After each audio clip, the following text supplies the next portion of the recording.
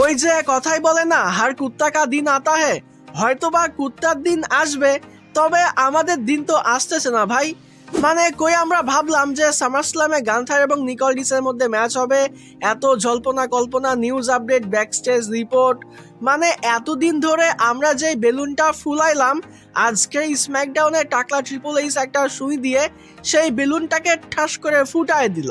যাই হোক, আসসালামু আলাইকুম রেসলিং লাভার্স, কি অবস্থা সবার? শেষ হয়েছে আরো একটি স্ম্যাকডাউনের শো, আর এই ভিডিওতে আজকে হওয়া স্ম্যাকডাউনের সম্পূর্ণ রিভিউ করব। ভিডিও ভালো লাগলে ভিডিওতে লাইক দিবেন, চ্যানেলে নতুন হয়ে থাকলে চ্যানেলটি সাবস্ক্রাইব করে দিবেন। ওয়েল, আজকে স্ম্যাকডাউনের শোটা অফিসিয়ালি কিক অফ করে the ring general Gunther. Gunther ring এর মধ্যে আসে, বরাবরের মতোই ফ্যান্সরা গান্থারকে প্রচুর পরিমাণে বু দেয়, একেবারে বুয়ের সমুদ্রে ভাসিয়ে দেয় গান্থারকে। তবে গান্থার এসব কিছু তোয়াক্কা না করে সে নিজে কথা স্টার্ট করে। সে বলে যে স্ম্যাকডাউনে আসার পর থেকেই আমার সঙ্গে অন্যায় হচ্ছে, অবিচার হচ্ছে। আমি হলাম ডাব্লিউডাব্লিউ এর অন্যতম বেস্ট প্রফেশনাল রেসলার, কই আজকে আমার ডাব্লিউডাব্লিউ চ্যাম্পিয়ন থাকার কথা, তবে নিকলডিসের জন্য আমার কিচ্ছু হয়নি। স্ম্যাকডাউনে আসার পরে গান্থারের সঙ্গে যা কিছু হয়েছে সবকিছুর জন্য সে মূলত নিকলডিসকে দায়ী করে, এবং সে এই বিষয়টাও বলে যে আগামীকালকে স্যাটারডে নাইট মেইন ইভেন্টে আমাকে জোর করে স্যামি জেনের মতো একজন পাপ্পুর সাথে ট্যাগ টিম ম্যাচ করাচ্ছে। তো এটা বলার সাথে সাথেই সেখানে অ্যাডাম পিয়ার্স চলে আসে। অ্যাডাম পিয়ার্স এসে গান্থারকে বলে যে দেখো, তুমি নিকলডিসকে নিয়ে অভিযোগ করো না, বরং নিকলডিসকে তোমার ধন্যবাদ জানানো উচিত। তো গান্থার বলে যে নিকলডিস আমার জন্য কি এমন করেছে যে ওকে আমার থ্যাংক ইউ বলতে হবে, ধন্যবাদ জানানো লাগবে। তো এখানে অ্যাডাম পিয়ার্স বলে যে তোমার কি মনে নাই তুমি গত সপ্তাহে নিকলডিসের সঙ্গে কি কি করেছো?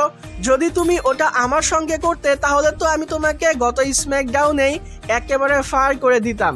যাই হোক, নিকলডিস তোমার জন্য একটা জিনিস করেছে, এটা মূলত তোমার জন্য একটা গুড নিউজ। বিষয়টা হলো আগামীকালকে স্যাটারডে নাইট মেইন ইভেন্টে তুমি এবং স্যামি জেন কডি এবং সিএম পাঙ্ককে ফেস করবে, এবং এই ম্যাচের মধ্যে তোমরা যদি জিততে পারো তাহলে তোমাদের দুইজনকে অফিসিয়ালি আনডিসপিউটেড চ্যাম্পিয়নশিপ ম্যাচের মধ্যে অ্যাড করা হবে।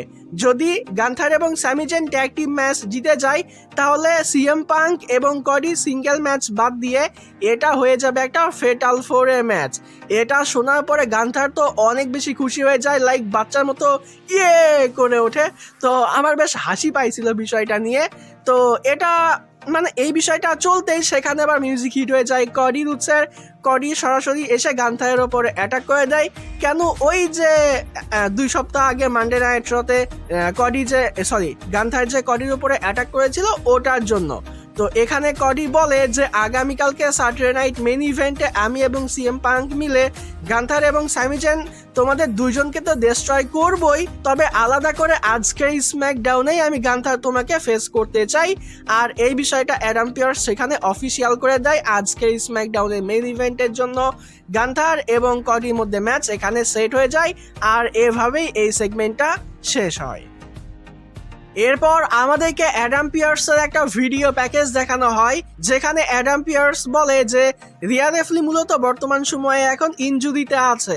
যদিও সে রিকভার করতেছে, তবে সামারস্ল্যামের আগে সে মেডিকেলি ক্লিয়ার্ড হতে পারবে না। এর জন্য সামারস্ল্যামের আগেই স্ম্যাকডাউনে একটা টুর্নামেন্ট চলবে, এবং এই টুর্নামেন্টের মধ্যে 5 জন সুপারস্টার মূলত কোয়ালিফাই করবে, এবং এই 5 জন সুপারস্টারের মধ্যে ডাব্লিউডাব্লিউ উইমেন্স চ্যাম্পিয়নশিপের জন্য একটা লেডার ম্যাচ হবে, এবং সেই ম্যাচের মধ্যে যে জিতবে সামারস্ল্যামে সে মূলত হবে নতুন ডাব্লিউডাব্লিউ উইমেন্স চ্যাম্পিয়ন।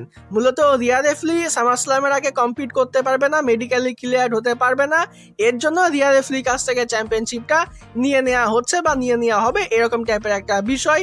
আর এই টুর্নামেন্ট কিন্তু আজকে স্ম্যাকডাউন থেকেই শুরু হয়েছে। তো এই বিষয়টা নিয়ে ভিডিওর সামনের দিকে কথা বলবো। যাই হোক, এরপর আমরা আজকের স্ম্যাকডাউনে প্রথম ম্যাচ হিসেবে ফিন বেলার এবং টালাটোঙ্গার মধ্যে ম্যাচ দেখতে পাই। ভালো একটা ম্যাচ ছিল, দুজনেই ম্যাচের মধ্যে বেশ ভালোই পারফর্ম করেছে। রিং সাইডে টামাটোঙ্গা ছিল, সেও এই ম্যাচের মধ্যে ফিন বেলারকে ঝামেলা করেছে। তবে এত কিছুর পরেও শকিংলি ফিন বেলার কিন্তু এই ম্যাচটা জিতে যায়। এই বিষয়টাকে আমি শকিংলি বলবো, কারণ গত স্ম্যাকডাউনে টামাটোঙ্গার সঙ্গে ফিন বেলারের ম্যাচ হয়েছে, সেই ম্যাচটাও ফিন বেলার জিতেছে এবং আজকে হিকুলিওর সঙ্গে একটা ম্যাচ হয়েছে এবং এই ম্যাচের মধ্যেও ফিন বেলারই জিতেছে। তো হঠাৎ করে ফিন বেলারকে 2টা ভিক্টরি দেওয়া হলো, আমি বুঝলাম না যে বিষয়টা এখানে কি হলো। তবে ফিন বেলার যেহেতু 2টা ম্যাচই জিতেছে, তো এই বিষয়টা নিয়ে পার্সোনালি আমি অনেক বেশি হ্যাপি।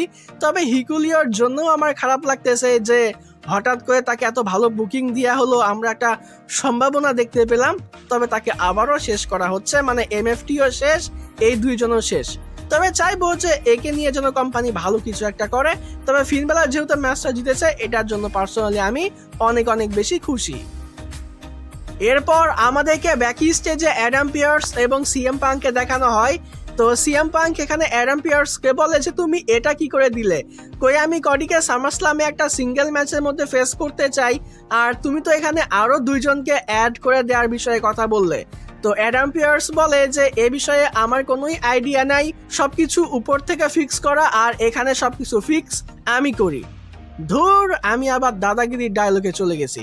যাই হোক, এরপরে সেখানে চলে আসে ডেমিয়ান প্রিস্ট এসে সিএম পাঙ্ককে বলে যে সামারস্লামে তুমি যদি তোমার চ্যাম্পিয়নশিপটা সাকসেসফুলি রিটেইন করে নিতে পারো, তাহলে তোমার এই চ্যাম্পিয়নশিপের জন্য আমি আসতেছি। তো সিএম পাঙ্কও বলে যে আগামীকালকে স্যাটারডে নাইট মেইন ইভেন্টে আমার এবং কডির একটা ট্যাগ টিম ম্যাচ আছে, এই ম্যাচটা জেতার পরে আমরাও আসতেছি তোমার এই ট্যাগ টিম চ্যাম্পিয়নশিপের জন্য, কারণ আমিও মূলত ডাবল চ্যাম্পিয়ন হতে চাই। তো এরকম টাইপের একটা বিষয়। তো সিএম পাঙ্ক সেখান থেকে চলে গেলে পেছন থেকে আরট্রুথ এসে আবার ডেমিয়ান প্রিস্টকে টুকি দিয়ে দেয়, না সরি ধাপ্পা দিয়ে দেয়। তো ফানি একটা সেগমেন্ট ছিল, পার্সোনালি আমি এই সেগমেন্টটাকেও এনজয় করেছি। এরপর আমরা টিফনি স্ট্যাটান এবং জেসি জেন্সের মধ্যে ডাব্লিউডাব্লিউ উইমেন্স চ্যাম্পিয়নশিপের কোয়ালিফাইং ম্যাচ দেখতে পাই, মানে ওই যে রিয়া রিপ্লি চ্যাম্পিয়নশিপের জন্য যে বিষয়টা নিয়ে একটু আগেই কথা বললাম। তো প্রথমে টিফনি স্ট্যাটান আসে, এরপরে সেখানে ফেটাল ইনফ্লুয়েন্স আসে। ম্যাচটা অফিসিয়ালি স্টার্ট হবার আগেই ফেটাল ইনফ্লুয়েন্স মূলত টিফনি স্ট্যাটানের উপরে অ্যাটাক করে দেয়। এর জন্য সেখানে ব্রিবেলা এবং পেজ চলে আসে, এরা 2জনে লেনি রিড এবং ফ্যালন হেনলিকে মারতে সেখান থেকে নিয়ে চলে যায়। অফিসিয়ালি টিফনি স্ট্যাটান এবং জেসি জেন্সের মধ্যে ম্যাচটা স্টার্ট হয়। ডিসেন্ট একটা ম্যাচ ছিল এবং শেষ পর্যন্ত টিফনি স্ট্যাটান এই ম্যাচটা জিতে যায়। তো এই ম্যাচের রেজাল্ট নিয়ে পার্সোনালি আমি খুশি নয় বা স্যাটিসফাই নয়, কারণ আমি চাচ্ছিলাম যে এই ম্যাচটা যেন জেসি জেন্স জিতে, কারণ টিফনি স্ট্যাটান তো অলরেডি চ্যাম্পিয়ন। ব্ল্যাক মনরো বা জুলিয়া টাইপ কোন একজন সুপারস্টারকে দিয়ে টিফনি স্ট্যাটান কিন্তু আলাদা করে ইউএস চ্যাম্পিয়নশিপের জন্য একটা ম্যাচ পেতো সামারস্লামে, বা এই ম্যাচটা করা যেত। তবে টিফনি স্ট্যাটান চ্যাম্পিয়ন, তাকে আবারও চ্যাম্পিয়নশিপ ম্যাচের মধ্যে অপরচুনিটি দেওয়া হলো, অথচ জেসি জেন্সকে এখানে সুযোগ দেওয়া হলো না। তো এই বিষয়টা নিয়ে পার্সোনালি আমি খুশি নই। এখানে অনেকেই অনেক কিছু বলতে পারে, তবে এটা আমার মত যে এখানে মূলত জেসি জেন্সকে জেতানো উচিত ছিল। যাই হোক, এরপর আমরা আরো একটা কোয়ালিফাইং ম্যাচ দেখতে পাই। এই ম্যাচটা হয় জেড কার্গেল এবং নায়া জ্যাক্সের মধ্যে।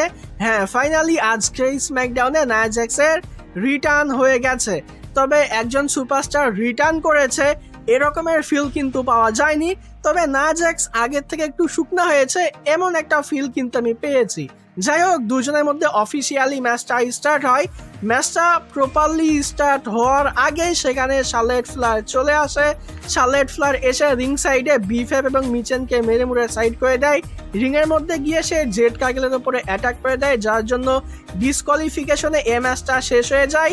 জেড কার্গেল ডিসকোয়ালিফিকেশনে এই ম্যাচটা জিতে যায়।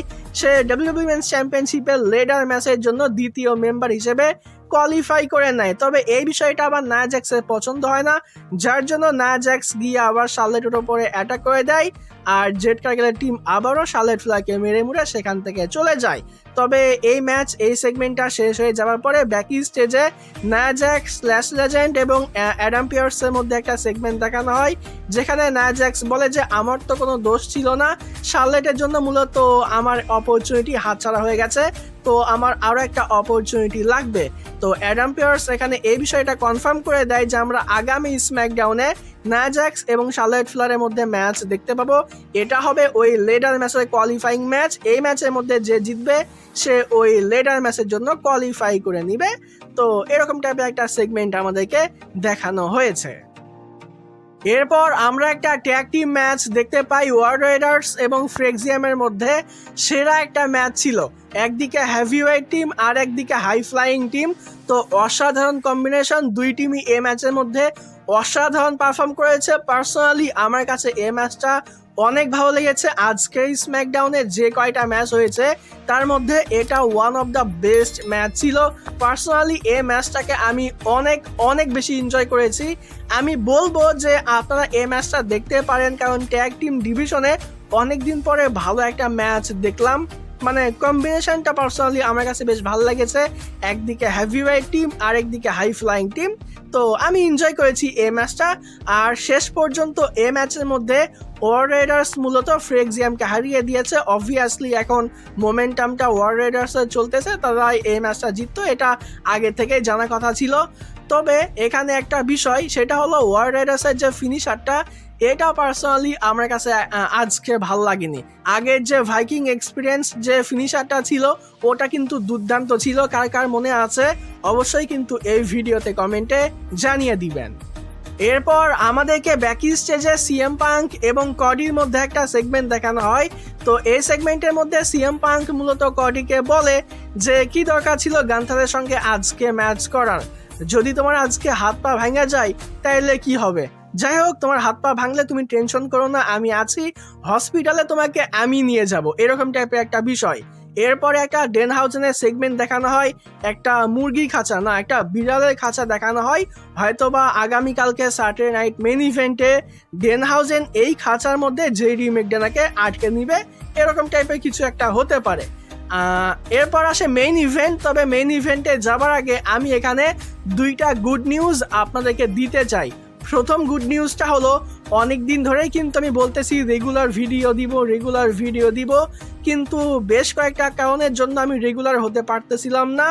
তবে ইনশাল্লাহ আগামীকাল থেকে আপনারা এই চ্যানেলে রেগুলার ভিডিও পাবেন।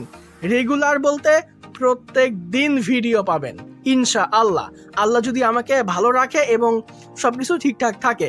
এরপর আসি দ্বিতীয় গুড নিউজে। দ্বিতীয় গুড নিউজটা হলো, গত 1-1.5-2 মাস ধরে এমন কোনো ভিডিও নাই যেই ভিডিওর কমেন্ট বক্সে আমি এরকম কমেন্ট পাইনি যে ভাই কিউএনএ ভিডিও দেন, কিউএনএ ভিডিও কবে দিবেন, যা হয়েছে আবারও কিউএনএ ভিডিও দেওয়া শুরু করেন। মানে আপনারা রেগুলার কমেন্ট করতেছেন, আপনারা কিউএনএ ভিডিও চান। তো এর জন্য আমি অলরেডি আমাদের এই চ্যানেলে কমিউনিটি পোস্টে একটা পোস্ট করে দিয়েছি, যেই পোস্টের নিচে আপনারা কমেন্ট করবেন এবং সেখান থেকে কমেন্ট নিয়ে কিউএনএ ভিডিও আবারও আপলোড হবে আমাদের দ্বিতীয় চ্যানেলে ইনশাল্লাহ। তবে প্রত্যেক শুক্রবারেই যে কিউএনএ ভিডিও আপলোড হবে বিষয়টা কিন্তু এরকম না, শুক্রবারেও হবে, কোনোদিন শুক্রবারের আগেও হবে, আবার হয়তোবা এক সপ্তাহের ভিতরে 2টা কিউএনএ ভিডিও আসতে পারে। তো কিউএনএ ভিডিও আপনাদের রিকোয়েস্টে ফিরিয়ে আনতেছি। তো এখনই চলে যান পোস্ট সেকশনে এবং গিয়ে আপনারা কিউএনএ ভিডিওর জন্য প্রশ্ন করে ফেলেন। ইনশাল্লাহ খুব শীঘ্রই কিউএনএ ভিডিও আবারও আমাদের দ্বিতীয় চ্যানেলে আপলোড হয়ে যাবে। এরপর আসি আমরা মেইন ইভেন্টে। তো আজকে স্ম্যাকডাউনের মেইন ইভেন্টে আমরা গান্থার এবং কডি রুডসের মধ্যে ম্যাচ দেখতে পাই, যে ম্যাচটা আজকের স্ম্যাকডাউনের শুরুতেই অফিসিয়াল হয়েছিল। তো ডিসেন্ট একটা ম্যাচ ছিল, দুজনেই ম্যাচের মধ্যে মোটামুটি ভালোই পারফর্ম করতেছিল। গান্থার ম্যাচের মধ্যে ডমিনেট করে কডিও, এ ম্যাচের মধ্যে ফাইট ব্যাক করে। ম্যাচের মধ্যে এমন একটা সিকোয়েন্স আসে যেখানে গান্থার কডিকে রিংয়ের একটা কর্নারে নিয়ে গিয়ে রিং পোস্টের সঙ্গে তার পাটা মুচকে দেওয়ার চেষ্টা করে বা এরকম টাইপের কিছু একটা হবে। সেখানে মিউজিক হিট হয়ে যায় সিএম পাঙ্ক এসে কডিকে সাপোর্ট করতে শুরু করে যে কডি তোমার এই ম্যাচটা জিরো লাগবে, এটা সেটা। তো এরপরে একটা পর্যায়ে এমন আসে যে সেখানে আমরা আবার স্যামি জেনের রিটার্ন দেখতে পাই। স্যামি জেন এসে সেখানে আবার সিএম পাঙ্কের ওপরে অ্যাটাক করে দেয়। এই ফাইটের মধ্যে কডিও চলে আসে। তো স্যামি জেন মূলত কডির উপরেও অ্যাটাক করে দেয়, যার জন্য ম্যাচটা ডিসকোয়ালিফিকেশনে শেষ হয়। গান্থারও এই ফাইটের মধ্যে চলে আসে। 4 জনের মধ্যে আমরা তুমুল ফাইট দেখতে পাই। তবে সিএম পাঙ্ক স্যামি জেনকে যে পাঞ্চগুলা মারতেছিল এইগুলা দেখেই বোঝা যাচ্ছিল যে এই পাঞ্চগুলা ফেক। তো এই বিষয়ে কিন্তু পাঙ্কের আরও একটু যত্নশীল হওয়া উচিত। এর আগেও কিন্তু আমরা এই বিষয়গুলো দেখেছি যে সে পাঞ্চ করতেছে না, এর আগে কডিও এমনটা করেছিল যে পাঞ্চ করে র্যান্ডি অর্টনকে, কিন্তু সেই পাঞ্চগুলা লাগতেছে না, মানে বোঝাই যাচ্ছে যে এই পাঞ্চগুলা ফেক। তো এই বিষয়গুলো নিয়ে একটু কাজ করা উচিত বলে পার্সোনালি আমার কাছে মনে হয়। তো যাই হোক, এই 4 জনের মধ্যে ফাইটিং দিয়েই মূলত আজকের স্ম্যাকডাউনের শোটা শেষ হয়েছে। তো ওভারঅল আজকের স্ম্যাকডাউনের শো আপনাদের কাছে কেমন লেগেছে অবশ্যই এই ভিডিওতে কমেন্টে জানিয়ে দিবেন। আর এই ভিডিও ভালো লাগলে ভিডিওতে লাইক দিবেন, চ্যানেলে নতুন হয়ে থাকলে চ্যানেলটি সাবস্ক্রাইব করে দিবেন। আজকের মতো এখানেই বিদায় নিচ্ছি। যাবার আগে একটি কথাই বলতে চাই, যদি রেসলিং ভালোবাসো তাহলে আমরা সবাই এক টিম।